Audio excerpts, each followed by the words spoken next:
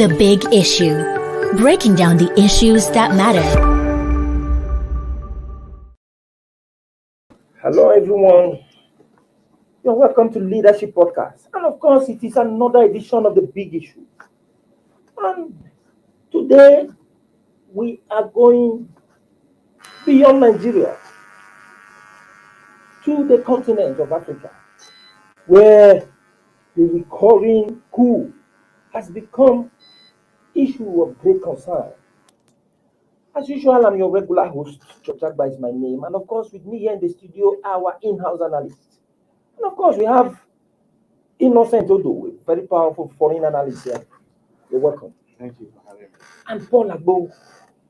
It's a pleasure to be here. Well, the resurgence of military coup is a growing concern in Africa, especially in West Africa, where there have been 5 unconstitutional takeover of government by soldiers in the last 2 years. 4 times in last year alone. And of course, this year has already seen 2 such events, a takeover by the army in Burkina Faso and another failed coup attempt in Guinea-Bissau. And of course, 2021 witnessed a higher number of coups in Africa compared with previous years. And of course, the worry by most people on the continent is that the sit-tight syndrome and the politics of exclusion and primitive accumulation by African leaders have made democracy incapable of uplifting the standard of living of the masses, which account for the street jubilation that follow some of these coups. Well, let's start with you. The situation is terrible, and you see, are you not worried about this resurgence of coup in the continent that is threatening to wipe the gains of democracy? Well, it is very of the past 2 decades. It is very disturbing to have this resurgence of coup culture in Africa, and especially in West Africa, in the sense that no matter how terrible a civilian or democratic government might be, the solution cannot be the military takeover, because the military, we have had this history in the past. We have had soldiers, army incursion into politics in the past, in Africa and in West Africa in particular. Even in our own country, Nigeria, we have had that experience, very bitter experience, and we wish never to have that kind of experience again in our own country. So it is very, very disturbing to have this kind of a resurgence in African countries where we thought that democratic virtues, democratic norms are beginning to take roots, and people are beginning to learn how to entrench this, form of government. Africa is still a continent in transition. Therefore, it is not expected, that our own kind of democracy, our own brand of democracy will be mature in such a way that all the values will be properly entrenched. We're still learning the ropes. We're still trying to entrench the values. Yes, there might be some ups and downs. There might be some hiccups. There are some disruptions along the way. But I don't think this latest military interregnum is a solution to the crisis that we have. Unfortunately, however, some of the actors in the political scene, in the democratic landscape, have not helped matters. They've actually invited, through their own inordinate ambition and how they also disrupt democratic processes, invited the soldiers, giving them an excuse to come and truncate democracy. A good example is the one in Guinea Conakry, for instance, where the former president, the deposed president Alpha Conde, actually served out his second term in office according to the constitution. So he has actually finished his term in office. But guess what he did? This man, manipulated the constitutional process and changed the constitution in order to allow him to fail renovation. Not only that, he was so power drunk that those people who came out in the streets to protest against that undemocratic arrangement he made were actually sent soldiers to shoot them. So this is a very pathetic story. This is very, very unfortunate. So it is, and of course, he has not been given the democracy in his government has not even given the people the real value for democracy, because the people are still poor, the people are still unsafe, the people are still grappling with the very basic things. So the difficulty in the country in the country has not helped matters, and the man is trying to manipulate the democratic process. That's for Guinea-Conakry. In the case of the latest one that happened in Burkina Faso, the same story. Now the thing is that hardship has a way of instigating the people against the sitting government. But I don't think coming out en mass like this to celebrate the coming back of the soldiers, this one is just a temporary relief, because you do not know what the soldiers have in mind. They can also come and make the situation even worse for them. That it goes round and round like that. Look at in Mali when Assimi Goïta, he had 2 coups in about 9 months. In 2020, he removed the government of Boubacar Keïta and set up a transition program. Then later on, the transition program, the prime minister and the interim president were again swept aside by the Assimi Goïta. Today, yes, there was popular uprising that threw away Boubacar Keïta. There was also popular demand for by the Malians to ensure that there's peace, and there's the war against insurgents, against terrorists in the country, is given adequate attention. But that has not changed anything. You know what? Assimi Goïta today, the arrangements he made with ECOWAS to give a framework for democratic process to take place this February, he has changed it. He's not demanding for 5 years in power. So, but that is how they come. They capitalize on the popular uprising, popular will of the people to assert themselves in power. Once they assert themselves, they begin to do things differently. Thank you very much, Innocent. And Paul, you can imagine. You see the position Innocent too. And I think he has a point there. Because before, one would have said, let's look at the real reasons behind this spate of the growing coup in Africa. And I think our democratic leaders, from what Innocent has said, are the ones that are behind this growing spate of coup in Africa. For instance, in Chad, the death of a long-time president of that country, Idriss Déby, on Tuesday, April 2021, in the hands of a militant group known as Front for Change and Concord in Chad, gave the military an opportunity to strike because Déby's 37-year-old son, Mahamat, took over power in blatant violation of the country's constitution. And then why would you expect that the citizens will not jubilate? Because it's as if for them it appears to be good riddance for bad rubbish. This democracy called democratic leaders. It's unfortunate job that democracy has not actually yielded the desired fruits in Africa, all over. And it's unfortunate that even democratically elected leaders of Africa under AU and ECOWAS have not been helping matters. When it happened in Côte d'Ivoire, when Gbagbo subverted the constitution, claiming that the first one was the constitution has not come into effect. So now he's going for his third term. And all our African leaders, including ECOWAS, they don't say anything. When what's the name of this man in Guinea-Conakry? He even came to Abuja here to meet our president, went back and ordered the military to kill, protesting citizens of this country. It is within their right to protest, but African leaders kept quiet. Look at Paul Biya in Cameroon. Look at this man that has turned Togo into a family business. Look at Omar Bongo in Gabon. Look at Uganda, who they always beat the security agencies in Uganda to beat up the opposition. They literally locked Bobby Wine. They confined him to a territory. That is not democracy. African leaders will look the other way, while their fellow colleagues subvert their constitution, to perpetuate themselves in power. And that is why this alone has encouraged military incursion into politics. And that is why the people are now rejoicing. Whenever, except for Sudan. Why is it that the people keep on rejoicing in Mali, in Burkina Faso, in Guinea-Conakry? Thank God that the Guinea-Bissau did not succeed. The people would have jubilated. They now hide under the tenets of democracy to loot the people blindly, to steal the resources, thereby making the government weak to addressing critical national issues like security. Look at the case of Burkina Faso.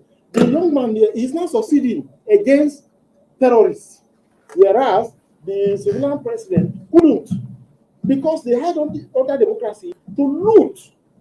And African leaders will stay and look the other way. ECOWAS, with all the charters, with all the good governance, they don't do anything. And that's very, very unfortunate. You still wine and dine with tyrants, with people who, yes, who subvert the constitution. How can somebody tell me that he's the only one chosen by the Almighty to govern the country for 40 years? Well, how did he get to know that he was chosen by the Almighty? Look at what is happening in Uganda. I can just wait for one day and tell everybody in Nigeria that I saw this on that. All their parliament are rubber stamp, and they are afraid. The speakers, they are all afraid. They dance to the tune of the president in order to stay in power. It's very, very unfortunate. If we continue to have, we don't have, and it's unfortunate that the big players like Nigeria, South Africa, and by extension, because most of the North African countries, you cannot call them democratic states. You cannot call the one in Egypt a democratic state, because he also came through the back door. So countries like Nigeria, South Africa, like Botswana, stable democracy, like Ghana, ought to have been talking, and they are not talking. Well, thank you very much, Paul. Before we continue, let's just quickly take a short break. And as we do so, we expect that our viewers will begin to contribute constructively to the conversation on the big issue by sending in their comments. Don't go offline, we'll be back shortly.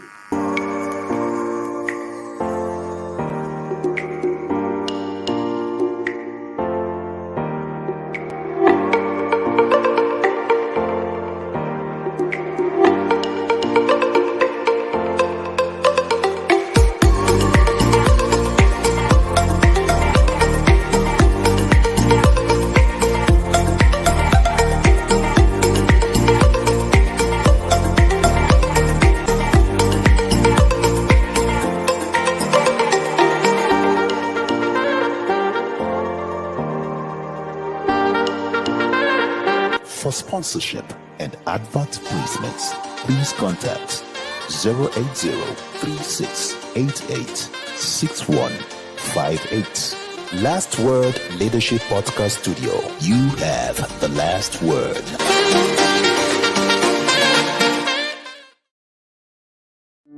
The Big Issue. Breaking down the issues that matter. Welcome back. We are still on the big issue in Leadership Podcast. And of course, the big issue of the day is concerns over the current coup in Africa. Well, Innocent, you heard what Paul said, and he has just drawn our attention to something very sacrosanct here. You see, the gale of coup has bewildered the international community and has cast serious doubts on the credibility of the regional organizations like ECOWAS and African Union to rally forces to stop the ugly trend.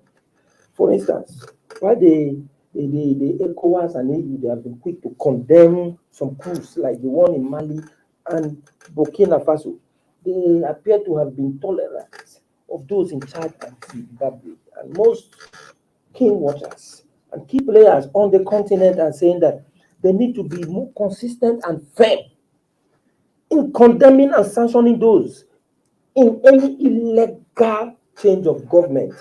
Not that you select certain countries and then at the end of the day, in your own judgment, in your own way of addressing the issue of coup, you turn the whole process to animal farm, where some animals are more equal than the others. Some countries are marked to be condemned, and while some countries are just being waved with a mere wave of hand. What do you think? Okay, I tell you one problem. Yeah. You see, the regional organizations, the ECOWAS and the African Union, they have had a very serious problem of even understanding the variables of democracy themselves. Now, apart from the formalistic condemnation of some of the coups that they have chosen to condemn, You can see that they have also slammed sanctions and suspensions. They suspended Burkina Faso, that's ECOWAS. Even AU also did the same. They have slammed the sanctions on the man in Mali, Assimi Goïta, by way of banning flights and other, major steps taken. Those kind of suspension, those kind of sanctions, however, do not go as far as it should go in dissuading those leaders from, perpetrating coups. Because the thing is that even if you slam sanctions on them, slam whatever you want on them, they still have a way of survival even within that same situation. So, invariably speaking, you have not done anything serious against them. Therefore, I think it is going forward, the ECOWAS and the African Union should change their strategy. Think about something better to do in terms of having, a collective effort to ensure that they have a mechanism to enforce re-sanction. Because if you follow by the sanction of against Goïta or against Guinea, there are so many areas where the economic areas where the guys can semi areas. These things are very porous, where the soldiers can actually, survive the sanctions. So invariably, you have not done anything. So what I'm saying is that they must sit down and think about something new to forestall coups in Africa if there is serious people. Now, coming to the double standard that you raised about choosing some coups to condemn and others not. Now, you see, in the case of I'm not holding brief for anybody, but I don't think that ECOWAS, yes, the African Union this time in the case of Chad, they spoke about the issue of that particular coup in Chad, for instance, demanding that democratic order should be maintained rather than the disruption. Where, according to the constitution of that country, Chad, the leader of the assembly, that's the national assembly, so to speak, of their own country, according to the constitution, is supposed to assume power for a time frame within which elections will be held and a new president will be selected. But of course, the soldiers they were loyal to the David dynasty didn't allow that to happen. They had to impose his 37-year-old Muhammad to become the president. And even those who actually came up to protest were also suppressed by force. So ECOWAS, African Union made some really feeble attempts to ensure that happened. But unfortunately, there were some things that the late David represented for some of those African countries that made them to take a very feeble step instead of very strong step as they might take in the case of Burkina Faso or in the case of Mali, for instance, because of what the David guy represented for most of the countries, because he has been fighting serious fight against the insurgents who are perpetrating violence in some of those neighboring African countries. So they actually see him as a form of stability in the region that is beset with crisis. And that is why you did not see much of the vehemence in terms of the condemnation that followed the other ones, just as they should have done in Mali. And the same thing in Zimbabwe. Yes. Okay. So, well, Paul, you see, Innocent said something here. The point here is that from what the African organizations, key organizations like ECOWAS and AU would do is to just talk of imposing mere sanctions. And those sanctions are not too strong enough to deter this military from organizing coup. I think beyond just saying we block the borders and the rest, we don't have anything. It should be something that you organize a joint continental task force to go and enforce the idea of getting rid of this dictator. See what happened. You remember, let me give you an instance of what I'm trying to say. During the tenure of former President Obasanjo, he was here. Was it that the Sierra Leonean leader visited Nigeria? While he was here, there was a coup there. As soon as the coup happened and they started announcing, Obasanjo had to call them and tell them, if they don't get out from that place, he was going, and they thought he was joking. Obasanjo had to send forces from Nigeria here. Full force down there. And if you see how they had to run away, to return. Another example is the case of Gambia. The Gambia. Our own president. I think that is what we need. When it comes to sanctions, and doesn't stand on any moral ground to enforce democracy and good governance in Africa, because they allow this thing to fester for so long. Take for instance, when Paul Biya took over in Cameroon, after the constitutionally allowed mandate had expired in Cameroon, African Union would have said, look, there must be a change of government, democratically elected, not the one that Paul Biya will force the parliament to change constitution in order to suit. You can't do that in the European Union. Just because of mere little human rights record, a country will not be admitted into the European Union. You are aware of that. Of course. And that is what has prevented Turkey from joining the EU and several other countries within the Eastern Bloc. So why is it that African Union is so weak? They allow these guys to get away. They allow the Bongo family to get away. They allow the Yedema family to get away in Togo. They allow this man to entrench himself as the longest serving leader in the entire world. This man in Equatorial Guinea, the rich country, poor people. All the oil money of that country are allegedly paid into the man's account directly. So these are some of the issues. If African Union can enforce good governance and democracy, all these things will not be happening. Take for instance now, what happened in Gambia? The way ECOWAS, Nigeria mobilized ECOWAS, and even sent forces. When the man there saw that forces were on their way to Banjul, he took off. He fled. So if African Union can muzzle up courage to enforce good governance and democracy, all these things will not be happening. You can't find this kind of development in the European Union. Ordinary human rights prevent a country from joining the larger bloc. Some countries in Europe are isolated because of these issues of human rights. Belarus can never apply to be a member of the European Union. There are many countries, including Kazakhstan. So after the leaders in Africa, democratically elected African leaders need to come together to ensure that, look, democratic tendencies are enforced all over Africa. That is the only way we can discourage things like this. Thank you very much. Because these leaders will sit down in their palaces and laugh at these guys. And at the point, some of them actually became even the chairman of the African Union when they were sitting down. You see, you welcome this Uganda man. You welcome him. And then when we talk, they say it is an internal affair. But President Buhari will leave next year. After 8 years. Thank you. You see, that's the point we have here now. Because at the end of the day, I think this has to do with this sit-tight tendency. It's like every African leader, each country here in Africa have that tendency. You see, why we fear going back to the era of the military dictatorship in the country, we are completely inundated by the fact that the democratically elected leaders themselves are closing the political space under the guise of democracy. A situation where they will now try to change the constitution. It happened in Nigeria too. You remember the third term of I failed to mention Kagame, Rwanda. Yeah. Even though he's doing well, but democracy does not allow you to stay too long. Well, we are beginning to become a tyrant and a dictator. We are beginning. It's like our viewers, they are beginning to send in their comments. I think we are seeing them gradually.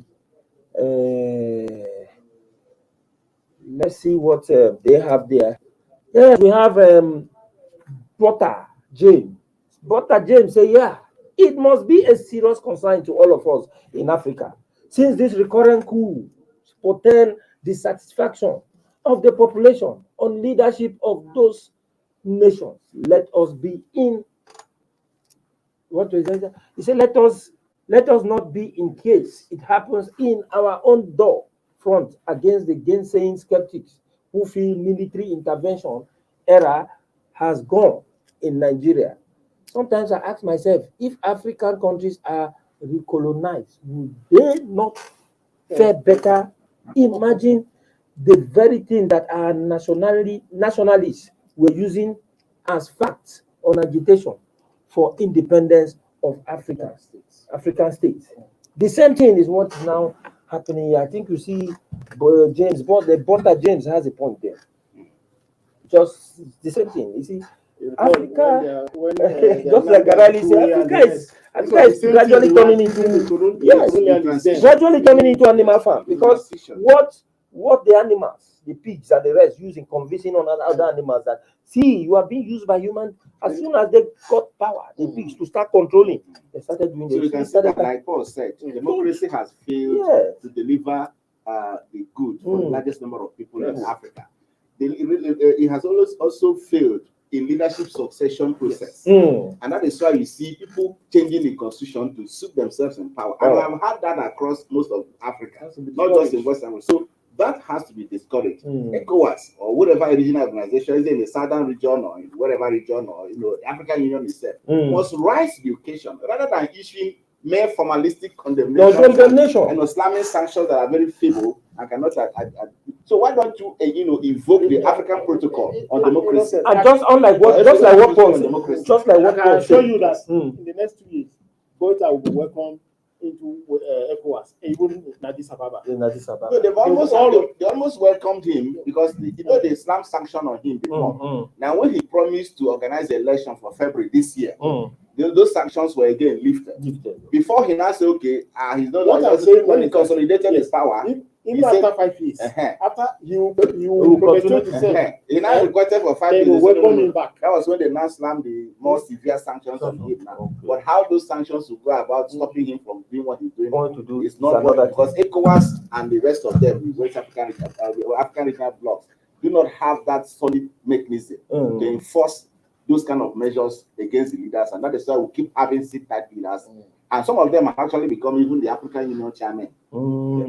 Even the sit-tight leaders have at the point become African leaders of African Union chairman. And there is that nexus of understanding among them. Yes. Because I think all of them think in the same direction. I think the only solution to this, from what I have just heard, and I think the summary of all this is that our unions, like the African Union, the ECOWAS, all those regional bodies, all those continental bodies, should be strong. It should be made to be a serious one, not just the mere gathering. That can be possible. How can that be possible? If the stable democratic states in Africa come together, I've mentioned some: Ghana, Nigeria, Botswana, South Africa. Those stable democratic states and others come together and insist that look, good governance, want to stabilize your democracy, leadership succession, leadership recruitment must be enforced all over Africa. And those people who are not ready to follow the new trend of things should be removed from the African Union. That is it. That is the point. That is the point. Thank you very much. Well, that is the much we can take for today's edition of the big issue. And of course, I will actually thank you, Avia, out there, for keeping tab with us. And of course, our in-house analyst, Innocent and Paul, for addressing the big issue the way it should be. Join us same time tomorrow for another edition of this program. Have a wonderful day. Thank you for watching. For sponsorship and advert placements, please contact 080-3688-6158. Last Word Leadership Podcast Studio. You have the last word.